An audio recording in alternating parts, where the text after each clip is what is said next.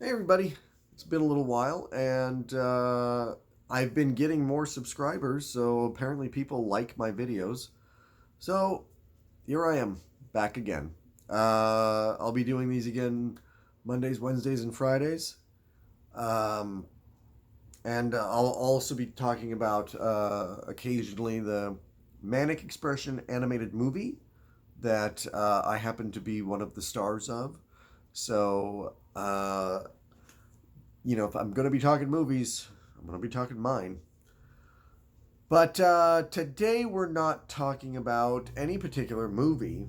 I figured since this was sort of getting back into it, I would discuss the state of movies, where I stand as far as that goes. I mean, I've talked a lot before about feeling like I'm kind of done uh, with movies, with the way that Hollywood is going.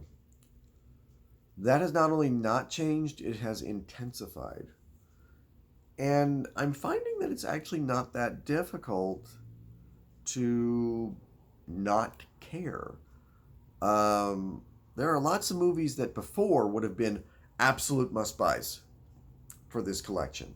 Whether I had seen them in the theater or not, whether the reviews were good or not. Not owning Shazam or Venom would have once been inconceivable. Not only do I not own them, I have yet to even watch them. They've both been out on DVD for a long time. I walk past the video store and I go, eh, eh not today. I don't want it. And for a very good reason, too, I think, is that I'm just not interested. Superhero movies have burned me out. I will be talking this week about Avengers Endgame. But again, here's the thing. Without getting too much into it right now, since I will be doing a full review of it, Avengers Endgame is great. And the end of the movie, in my opinion, can't be topped by superhero movies, possibly by any movie in general. As far as the sheer epic grandeur of it, the emotional punch of it,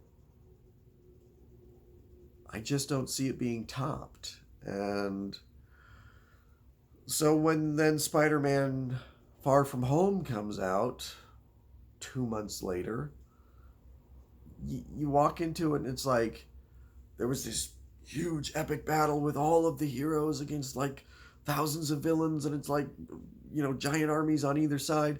But now Spider Man's fighting Mysterio. So they got that going for him.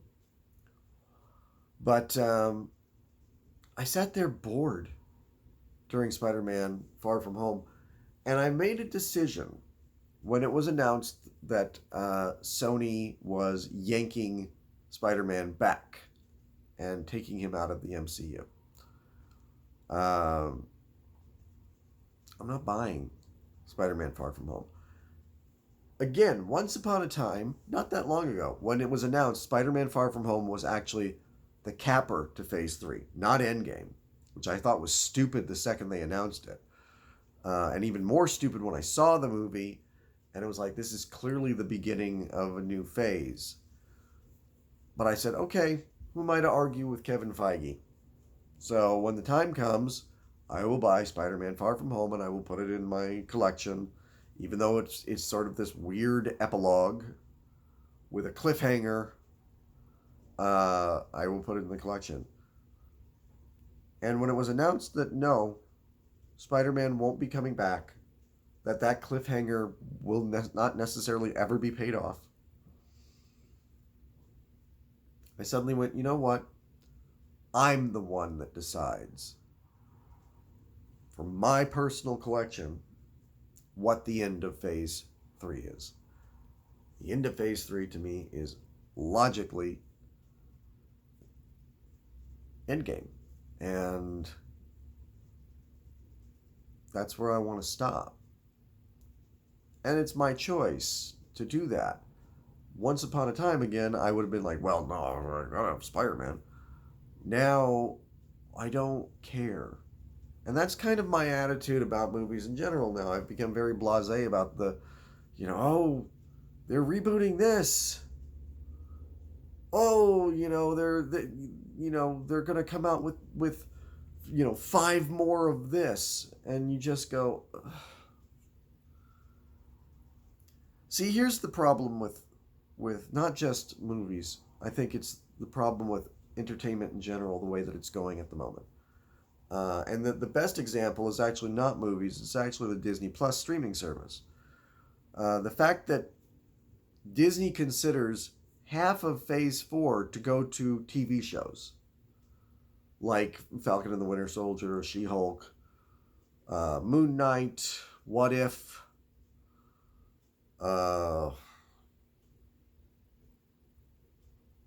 I can't even remember. The WandaVision, I can't even remember all of the ones that they've announced. And you have to watch those shows in order to understand what's happening in the movies.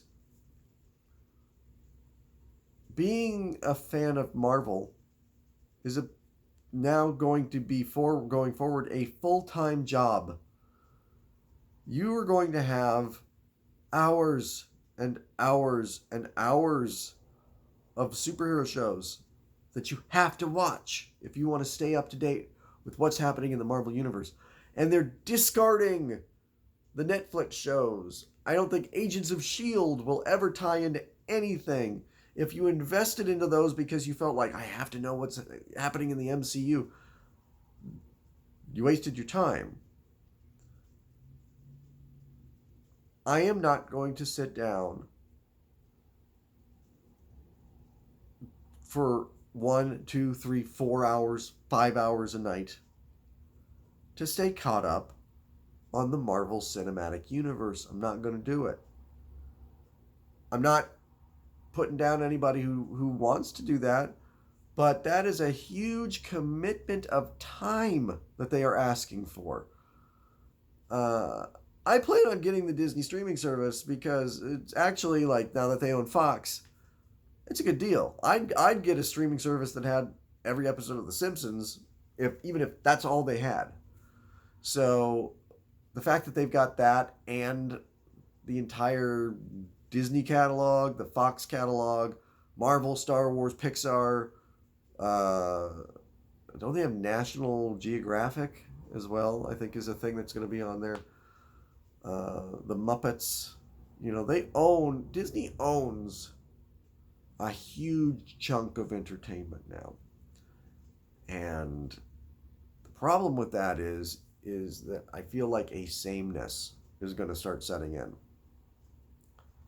A lot of studios try to do counter programming to Disney. And it doesn't work because Disney is so big that there is no beating them. They have like 4 or 5 movies so far this year. Probably will be another one with Rise of Skywalker, where they've made over $1 billion. Nobody else can keep up with what they're doing. Warner Brothers is sort of hinging its everything on DC.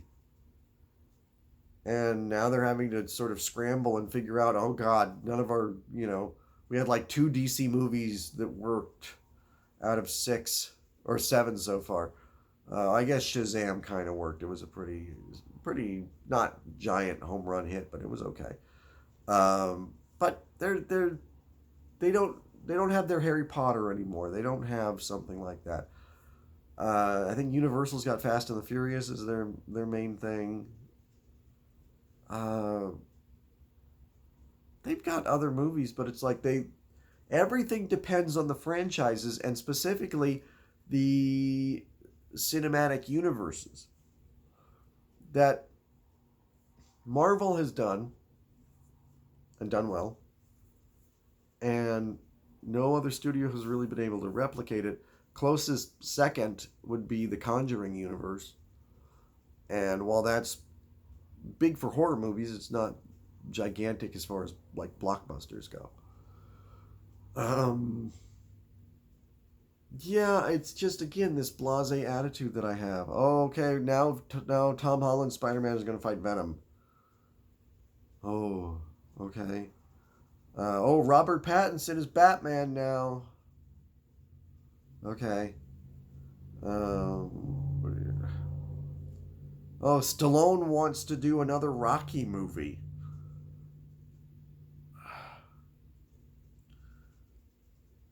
There's this feeling that I have of just, the website that I'll go to for movie news is Joe Blow.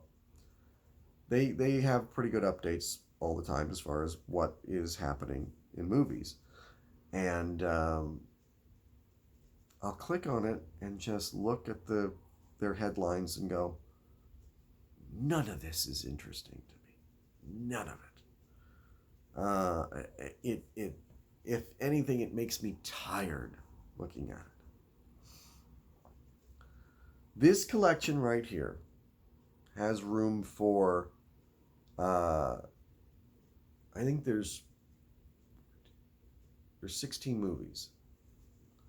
I have as I've shown people before, I have the multi-cases. Now, I'll use this as an example. The John Wick trilogy. How do I have the John Wick trilogy when John Wick 3 doesn't even come out till next week?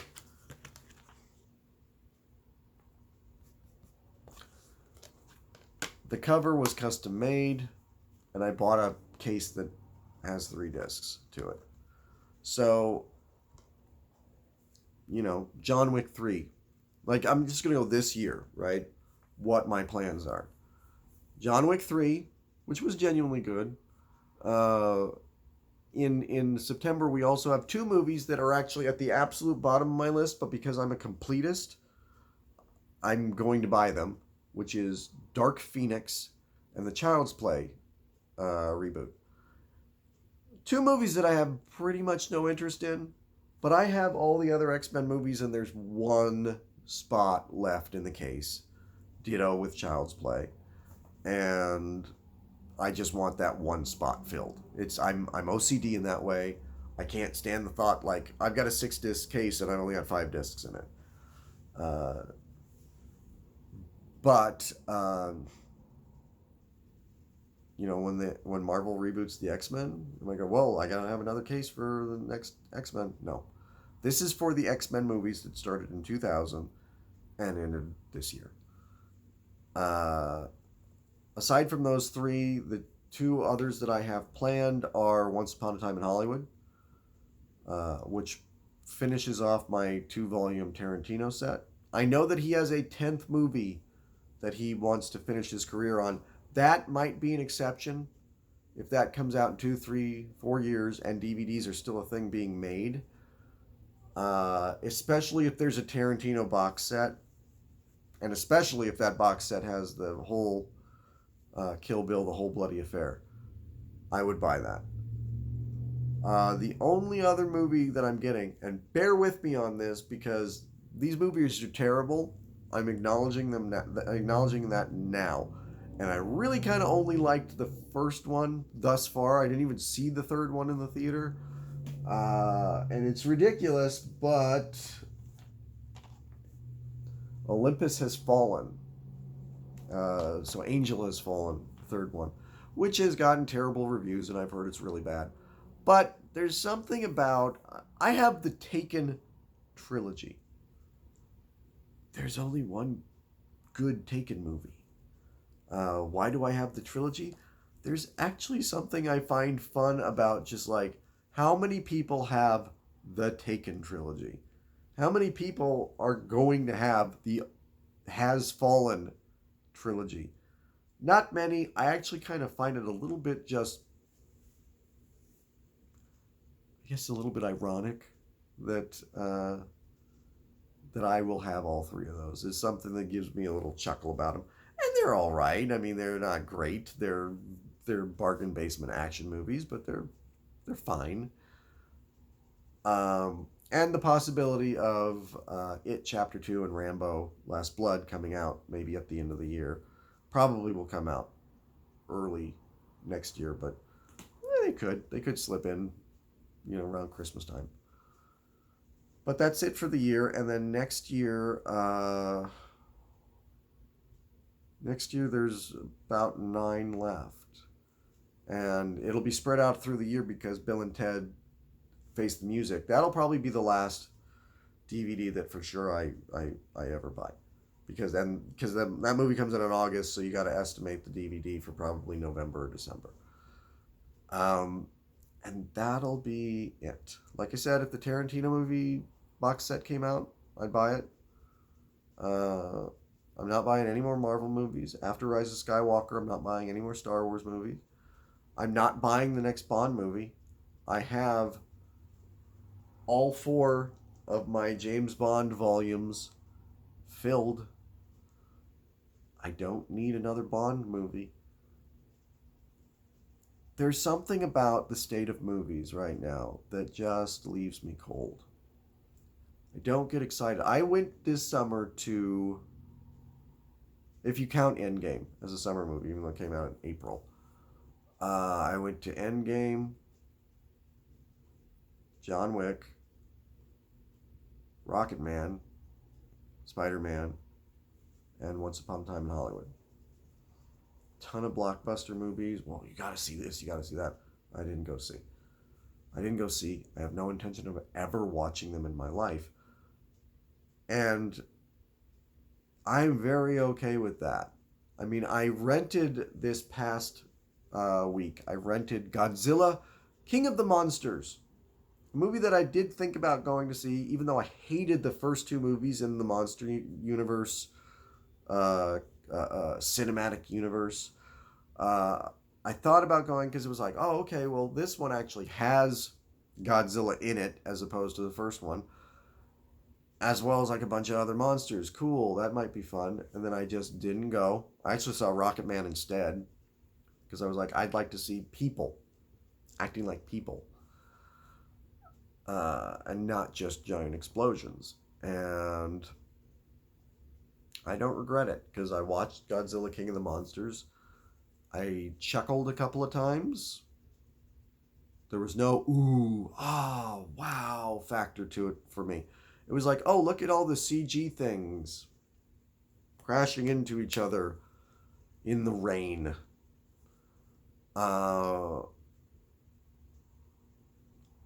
I'm glad I watched it. I'm glad I don't own it. And I don't think I will ever need to watch it again. Blockbusters feel very hollow to me anymore. There's very few of them that come out and make any kind of impact on me where I want to go see them. The trailer comes out, I watch it, I go,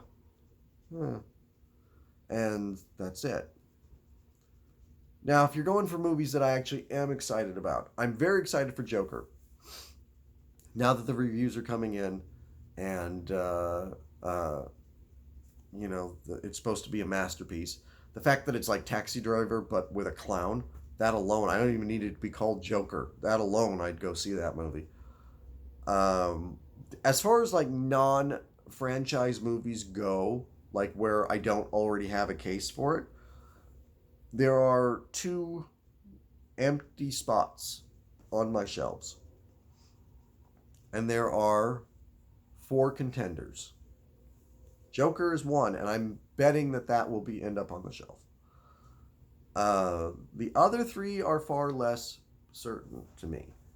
There is Doctor Sleep, the sequel to The Shining. The fact that it is an actual sequel to the Stanley Kubrick movie, which I know Stephen King fans wouldn't like to hear this, but I prefer that way more to Stephen King's vision. The fact that it is a sequel to that it uses the imagery and stuff from that, makes me consider like that might be great, that might end up on the shelf. Or it could suck. There is absolutely equal chance that it will suck. The Irishman. a Netflix movie, but one that I am really excited for. Like, I'm actually really pumped for that movie. But Netflix rarely releases their movies into a physical copy. If they ever do it, this is the one to do it with. But there's a very good chance that that won't end up on the shelf because it just won't exist. And finally, there is Ghostbusters 2020, or whatever it's going to be called. Because it is a continuation, unlike that stupid reboot, because it is a continuation from Ghostbusters 1 and 2, that makes me go, it has a shot of ending up in the last spot. Or the Ghostbusters could make the original Ghostbusters could make like a 2-minute cameo. Harold Ramis is dead. He was always, next to Bill Murray, the most interesting of the Ghostbusters. I mean, really, I think he actually vied for first place as far as the most interesting. I actually have a very good idea of how they could include him, which is by using the dialogue from the video game that they made 10 years ago. You'd have to CGI Harold Ramis, but Hollywood is not averse to doing that. So I'd be okay with that if they did that. And if they did that, like, that would even get me more excited. Like, oh, Harold Ramis will have a presence in the movie, even if it's only a flashback or something like that. But no, it's set in a small town and there's a bunch of kids. Paul Rudd is in it. I'm assuming as the grown-up Oscar from Ghostbusters 2, but he could just be playing a Paul Rudd character. The only Ghostbusters that I've heard confirmed are, well, I've heard Ernie Hudson is confirmed. Dan Aykroyd, I dare them to try and keep Dan Aykroyd off the set for that movie. It's being made by Jason Reitman, Ivan Reitman's son. That again lends it some, oh, that might be good. Or it might be a giant disappointment and something where you watch it and it's like sort of only very loosely connected to the first two. It's not really Ghostbusters 3, in which case I don't want a movie that is just going to relegate my beloved Ghostbusters to cameos. I don't want to do it. I didn't do it in 2016. I'm not doing it now. And the fifth choice for that last spot, or both spots if Joker turns out not to be as great as the hype is saying, I'll go find a couple classic movies. I'll pick out something that maybe I've never seen but is supposed to be great, and I'll say, okay, let's find a movie from the 40s, 50s, 60s, something that I've never seen, something that is on the AFI Top 100 list, something that I can put on the shelf and be proud of. Because what I can't really say that I would feel all that great about is another Batman reboot. These movies don't excite me anymore. The big franchise movies, they don't excite me anymore. What excites me is the possibility of movies like The Irishman, or what's the Two Popes that's coming out on Netflix with Anthony Hopkins. That excites me. I'm actually far more interested in the Star Wars Disney Plus shows than the Marvel ones because there's only 2 of them so far. And one of them is Obi-Wan, which I wanted that movie anyway, so, and Ewan McGregor's coming back, so that's awesome. But, yeah. No, I just, I've said this before, there's a sameness, there's a repetition, there's this feeling of, for me, that there's nothing new being shown. And you could argue with me and say, well, you're only going to the blockbusters. Yeah, I mean, again, I saw, whoa, excuse me. I would start this video over again, but I'm 25 minutes in and I refuse to do that. I saw Rocket Man and Once Upon a Time in Hollywood instead of some of the blockbusters this summer. Even though both of them actually turned out to be kind of blockbusters in their own right. But they weren't franchise movies. And to me, there's just this... You go to your local movie theater, the multiplex, the theater that is sort of always right next to all of us. And it's sequels, remakes, reboots. They don't make room for the Manic Expression animated movie, which is not a Manic Expression production that's going to go up on the site. We're going to post it on YouTube, and then we're going to... No, we've invested money into this. We've invested a ton of time and effort. We have an animator busting his ass for practically nothing. No, this is to be sold. This is to be distributed. And not to a studio. Nobody's going to buy it. Even the little independent studios. An independent movie now is, the company is a subsidiary of Disney or Universal, and the movies are made for... our independent movie, we made it on the cheap for $50 million. It's not like the 90s where it's like Clerks could be a huge hit made for nothing. Blair Witch could be a huge hit made for nothing. You could make little movies like Swingers or The Apostle or Gods and Monsters, which has a bit of a budget, but really was made pretty on the cheap. Those movies don't get released anymore. They go straight to a streaming service. And I mean, I was shocked watching The Last King of Scotland. Is that what's called? The Last King? No, The Outlaw King with Chris Pine on Netflix. This is a movie that 20 years ago would have come out in theaters and been an Oscar contender. This was a Braveheart gladiator level movie that nobody wanted to distribute because it was a historical drama and didn't have a recognizable brand name behind it. Those are the movies that come out in theaters now. You can hunt down a little independent theater. There's an independent theater not too far from me. They show a lot of old movies, classical movies, but when they do get a new movie, the movies that I've seen them play this summer were Rocket Man and Once Upon a Time in Hollywood, because they're not getting those tiny little movies. The tiny little movies aren't getting distribution. And if they do, they come out for 2 weeks in November to qualify for the Oscars. And nobody gets to see them.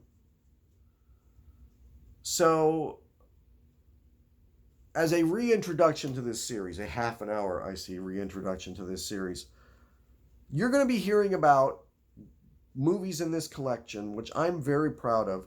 There are blockbuster movies in here, and there are little movies, independent movies in here, movies you've never heard of, classic movies. That's what you're going to get from this show.